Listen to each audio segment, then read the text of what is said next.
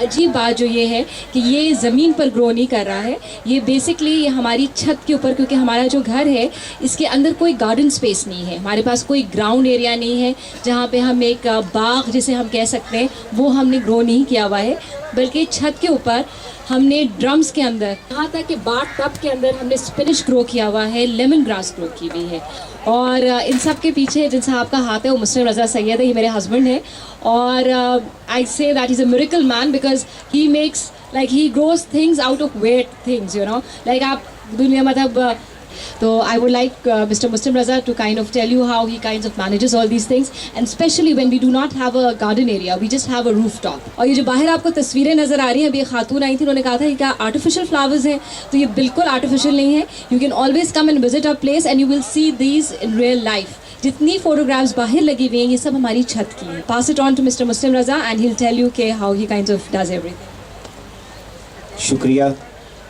वैसे बहुत कम बीवियां अपने शौहरों की तारीफ़ करती हैं, तो बहरहाल thank you very much Humaira. आज हमारा इस वर्कशॉप को कंडक्ट करने का जो मकसद है वो बड़ा अहम है। आप लोगों को जैसा कि मालूम ही है कि हम लोग अक्सर अपनी छतों को एज अ जंक यार्ड इस्तेमाल करते हैं, यानी घर का तमाम आलतू फालतू सामान जो कि हम समझते हैं किसी मसरफ़ में नहीं आएगा, उसको उठा के हम अपनी जंक यार्ड, अपनी छत पे फेंक देते हैं। जब रूफटॉप गार्डन की बात करते हैं तो इसके बड़े मल्टी बेनिफिट्स हैं, बहुत इसके फ़वाइद हैं। इसमें आपको 4 मैं मोटे मोटे फ़ायदे बताता हूँ। इस तरीके से हम अपनी छत को कम ऐसा बना लें कि उसकी जो गर्माहट है वो नीचे ना आए।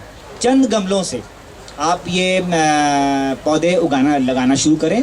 आपको मैं इस बात से दावे से कह सकता हूँ कि आप इसका जो टेम्परेचर है नीचे कमरों का वो ट्रिमेंडस उसमें चेंजेस आएंगे। अच्छा, अब हम रूफ टॉप गार्डन में जब बात करते हैं तो हम कहते हैं कि भाई इसमें आप एक छोटा मिनी किचन गार्डन भी बना लें। और ये मैं तमाम तर वसूख से और तमाम तर ज़िम्मेदारी के साथ ये बात कह सकता हूँ कि आप अपने घर की रोज़मर्रा की इस्तेमाल में आने वाली सब्जियों का 70% तक आप अपने रूफ टॉप गार्डन से, किचन गार्डन से हासिल कर सकते हैं। कहाँ पे पिलर जा रहा है, कहाँ पे बीम जा रही है। तो बहुत हैवी पॉट्स जो मैं आप समझ सकती हैं, मैं आपको यहाँ पे फुटेज में आप देखेंगे ये बड़े बड़े गमले जिनमें पूरे ट्रीज़ लगे हुए हैं, वो हम उनकी प्लेसमेंट सिर्फ हम बीम पे और पिलर्स के ऊपर करते हैं ताकि लोड छत पे ना पड़े। बाकी और कोई ऐसा मसला नहीं है। बाकी जो 12 इंच, 16 इंच, 18 इंच के गमले आप ऐसे प्लेस कर सकते हैं उसको, और अपनी फ़िज़ा को बहुत ही खुशगवार बना सकते हैं। और जैसा मैंने आपसे बताया था कि 70% हर्ब्स आप हासिल कर सकते हैं, वेजिटेबल हासिल कर सकते हैं। हम तक जो आप समझ लें कि वेजिटेबल फील्ड से जो क्रॉप हम तक पहुंचती है वो पूरा प्रोसेस में 2 या 3 दिन लग जाते हैं उसमें, और उसमें पानी के छींटे मार मार के उसको ताज़ा किया जाता है ताकि आप लोग जो ताज़ा समझ के खाएँ, लेकिन उसकी बात वो फ्रेश की बात फ्रेश होती है।